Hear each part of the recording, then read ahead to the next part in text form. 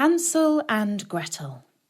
Hi everybody, my name is Natasha, and I've been commanded by His Royal Highness Prince Bertie the Frog to tell you a story-nory. It's a rather scary story. Do you like rather scary stories? You won't be frightened, will you? Just a bit? Because you know, I think I'm going to be just a bit scared when I tell you about the wicked witch who liked to eat little children. So listen quietly, and I will tell you the story-nory of Hansel and Gretel from Andrew Lang's Blue Fairy Book. Once upon a time, there lived on the outskirts of a large forest a poor woodcutter with his wife and 2 children. The boy was called Hansel and the girl Gretel. He always had very little money, even to buy food, and once, when times were really bad, they had to get by with 1 piece of bread and butter each day. One night, as he was tossing about in bed, full of cares and worry, he sighed and said to his wife, "What's to become of us? How are we to feed our poor children, now that we have nothing more for ourselves?" "I tell you what, husband," answered the woman. "Early tomorrow morning we'll take the children out into the thickest part of the wood. There we shall light a fire for them and give them each a piece of bread. Then we'll go on to our work and leave them alone. They won't be able to find their way home, and we shall be rid of them." "No, wife," said her husband, "that I won't do. How could I find it in my heart to leave my children alone in the wood? The wild beasts would soon come and tear them to pieces."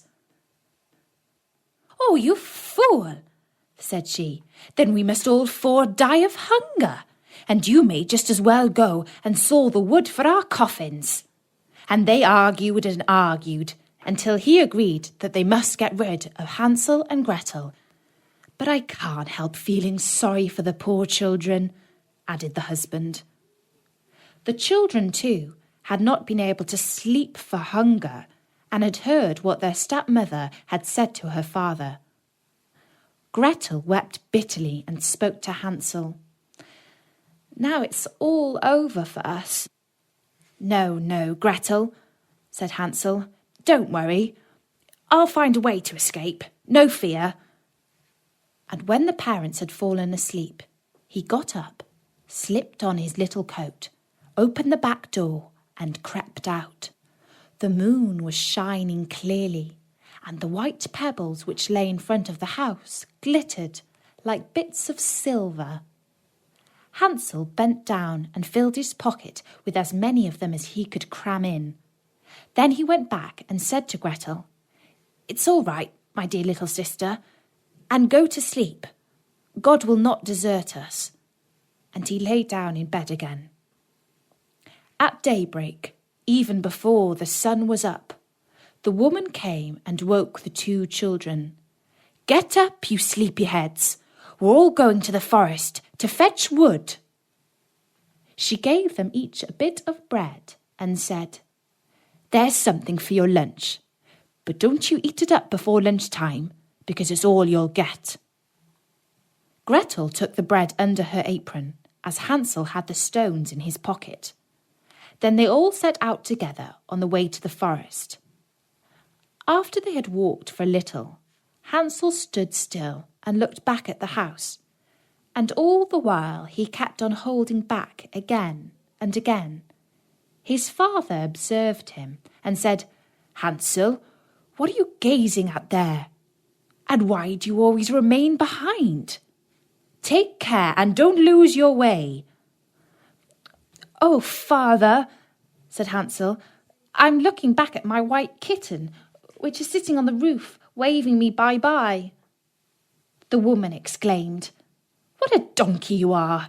That isn't your kitten. That's the morning sun shining on the chimney." But Hansel had not looked back at his kitten. But each time he stopped, he had dropped 1 of the white pebbles out of his pocket to mark the way back home, so that he and little Gretel could not get lost in the woods. When they had reached the middle of the forest, the father said, "Now, children, go and fetch a lot of wood, and I'll light a fire that you may not feel cold." Hansel and Gretel heaped up brushwood till they had made a pile nearly the size of a small hill. The brushwood was set fire to, and when the flames leaped high, the woman said, "Now lie down at the fire, children, and rest yourselves. We are going into the forest to cut down wood. When we've finished, we'll come back and fetch you." But instead, the old parents crept back to their cottage, leaving the children behind. Hansel and Gretel sat down beside the fire, and at midday ate their little bits of bread. And when they had sat for a long time, their eyes closed with tiredness, and they fell fast asleep. When they awoke at last, it was pitch dark.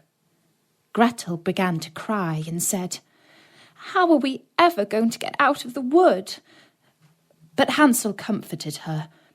"Wait a bit," he said, "till the moon is up, and then we'll find our way sure enough."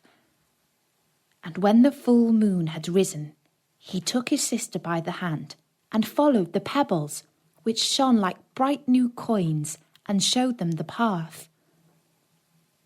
They walked on through the night, and at daybreak reached their father's house again. They knocked at the door, and when the woman opened it, she exclaimed, "You naughty children! What a long time you've slept in the wood! We thought you were never going to come back." But the father rejoiced, for he felt guilty for leaving his children behind them. Not long afterward, there was again a great shortage of food in the land, and the children heard their mother speak to their father in bed one night like this: "Everything is eaten up once more. We have only half a loaf of bread in the house, and when that's done, it's all up with us. The children must be got rid of. We'll lead them deeper into the wood this time, so that they won't be able to find their way out again. There's no other way of saving ourselves." The man's heart felt heavy, and he thought, surely it would be better to share the last bite with one's children. But his wife wouldn't listen to his arguments, and they quarrelled for a long time until the old man finally agreed that the children had to be got rid of, although he was very sad about it. But the children were awake and had heard the conversation. When the old people were asleep, Hansel got up and wanted to go out and pick up pebbles again, as he had done the first time, but the woman had barred the door, and Hansel couldn't get out. But he consoled his little sister and said, "Don't cry, Gretel, and sleep peacefully, for God is sure to help us." At early dawn, the woman came and made the children get up. She gave them their bit of bread, but it was even smaller than the time before.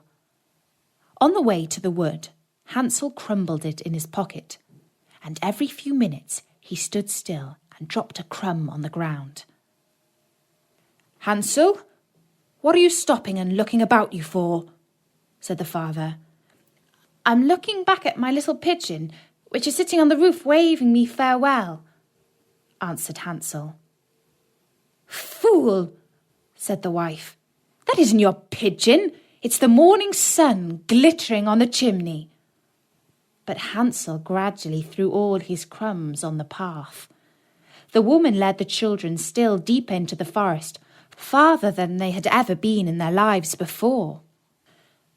Then a big fire was lit again, and the mother said, "Just sit down there, children, and if you're tired you can sleep a bit. We're going into the forest to cut down wood, and in the evening when we're finished we'll come back to fetch you." At midday, Gretel divided her bread with Hansel, for he had strewn it all along their path. Then they fell asleep, and evening passed away, but nobody came to the poor children. They didn't wake till it was pitch dark, and Hansel comforted his sister, saying, "Only wait, Gretel, till the moon rises. Then we shall see the breadcrumbs that are scattered along the path. They will show us back to the house." When the moon appeared, they got up, but they found no crumbs, for the thousands of birds that fly about the woods and fields had picked them all up. "Never mind," said Hansel to Gretel. "You'll see we'll find a way out." But all the same they did not. They wandered about the whole night, and the next day from morning till evening, but they could not find a path out of the wood. They were very hungry too, for they had nothing to eat but a few berries they found growing on the ground. And at last they were so tired that their legs refused to carry them any longer, so they lay down under a tree and fell fast asleep. On the third morning, after they had left their father's house, they set about their wandering again, but only got deeper and deeper into the wood. And now they felt that if help did not come to them soon, they must perish. At midday, they saw a beautiful little snow-white bird sitting on a branch, which sang so sweetly that they stopped still and listened to it. And when its song was finished, it flapped its wings and flew on in front of them. They followed it and came to a little house, on the roof of which it perched. And when they came quite near, they saw that the cottage was made of bread and roofed with cakes, while the window was made of transparent sugar. "Now we'll tuck in," said Hansel, "and stuff our faces with the food. I'll eat a bit of the roof, and you, Gretel, can eat some of the window, which you'll find a tasty little snack." Hansel stretched up his hand and broke off a little bit of the roof to see what it was like, and Gretel went to the window and began to nibble at it. At that moment, a shrill voice came out from the room inside. "Nibble, nibble, little mouse, who's nibbling at my house?" The children answered, "'Tis heaven's own child, the tempest wild," and went on eating, for they were ever so hungry, and Hansel in particular had rather bad manners. He was thoroughly enjoying eating the roof, and tore down a big bit of it, while Gretel pushed out a whole round window pane and sat down the better to enjoy it. Suddenly the door opened, and an ancient woman was leaning on a stick hobbled out. Hansel and Gretel were so terrified that they let what they had in their hands fall. But the old woman shook her head and said, "Oh ho, you dear children, who led you here? Just come in and stay with me. No harm shall happen to you." She took them both by the hand and led them into the house, and laid a most delicious dinner before them, milk and sugared pancakes with apples and nuts. After they had finished, 2 beautiful little white beds were prepared for them, and when Hansel and Gretel lay down in them, they felt as if they had got into heaven. The old woman appeared to be most friendly, but she was really an old witch who used to steal children, and had only built the little bread house in order to lure them in. When anyone came into her power, she killed, cooked, and ate him or her, and held a regular feast day for the occasion. Now witches have red eyes, and cannot see far, but like beasts, they have a keen sense of smell, and know when human beings pass by. When Hansel and Gretel fell into her hands, she laughed wickedly and said jeeringly, "I've got them now. They shan't escape me." Early in the morning, before the children were awake, she rose up, and when she saw them both sleeping so peacefully with their round rosy cheeks, she muttered to herself, "That'll be a dainty bite to eat." Then she seized Hansel with her bony hand and carried him into the little stable and locked the door on him. He might scream as much as he liked. It did him no good. Then she went to Gretel, shook her till she awoke, and cried, "Get up, you lazy bones! Fetch water and cook something for your brother. When he's fat, I'll eat him up." Gretel began to cry bitterly, but it was of no use. She had to do what she was told. So the best food was cooked for poor Hansel, but Gretel got nothing but crab shells. Every morning the old woman hobbled out to the stable and cried, "Hansel, put out your finger that I may feel if you are getting fat." But Hansel always stretched out an old bone, and the old dame, whose eyes were dim, couldn't see it, and thinking always it was Hansel's finger, wondered why he fattened slowly. When 4 weeks had passed, and Hansel still remained thin, she lost patience and decided to wait no longer. "Hi, Gretel," she called to the girl. "Be quick and get some water. Hansel may be fat or thin. I'm going to kill him tomorrow or cook him." Oh, how the poor little sister sobbed as she carried the water, and how the tears rolled down her cheeks.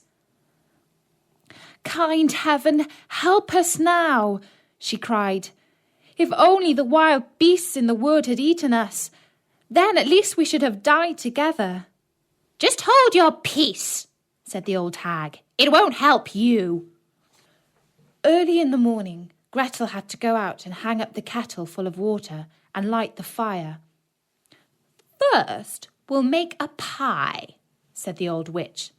"I've heated the oven already and rolled the pastry." She pushed Gretel out to the oven, from which fiery flames were already jumping. "Creep in," said the witch, "and see if it's properly heated, so that we can shove in the pie." For when she had got Gretel in, she meant to close the oven and let the girl roast, that she might eat her up too. But Gretel saw through her wicked trick and said, "I don't know how I'm going to do it. How do I get in?" "You silly goose," said the old hag. "The opening is big enough. See, I could get in myself." And she crawled toward it and poked her head in the oven. Then Gretel gave her a shove that sent her right in, shut the iron door and drew the bolt. Gracious! How she yelled! But Gretel fled, and the wretched old woman was left to roast in her own oven. Gretel flew straight to Hansel, opened the little stable door and cried, "Hansel, we are free! The old witch is dead!" Then Hansel sprang like a bird out of a cage when the door is opened. How happy they were! They jumped for joy and hugged and kissed one another.